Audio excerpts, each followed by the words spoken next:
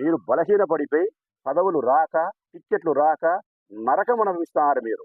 నేను చాలా స్వచ్ఛమైనటువంటి మనస్తత్వంతో ప్రజలకు దగ్గరగా ఉండా, నా పార్టీలో అచంచలమైనటువంటి గౌరవంతో నేను విలసిల్లుతా ఉన్నా. రేపు ఎన్నికలొస్తే 40,000 ఓట్లతో నేను అద్భుతంగా గెలవబోతున్న సత్యం మీకు తెలుసు. మీకు తెలుసు. మీకు తెలిసి బాధ కలిగి మాట్లాడుతున్నారు. అందరితో ఆగదు పెద్దాయన. 40,000 ఓట్లతో ఈ ఊరి ప్రజలు ప్రేమతో నన్ను హక్కున చేర్చుకుంటారు. రాచమల్లులు వాళ్ళ ఇంటి పెద్ద బిడ్డగా భావించి ఆశీర్వదిస్తారు. ఘనమైనటువంటి విజయాన్ని ఇస్తారు. నా పార్టీ నా విశ్వాసతకు, నా సామర్థ్యానికి దగ్గరికి తీసుకొని ఈ రాష్ట్ర మంత్రిని చేస్తుంది మీ బిడ్డ రాచమల్లును. ఇది సత్యం. మీకు ఆ అసూయ ఎత్తుకొని, మీకు ఆ బాధ ఎత్తుకొని, కడుపులో ఆవాలు పోసుకొని మీరు బాధపడుతున్నారు. దయచేసి ఆ బాధ నుంచి బయటికి రండి. సత్యం మాట్లాడండి. అబద్ధాల నుంచి జరగండి పక్కకు.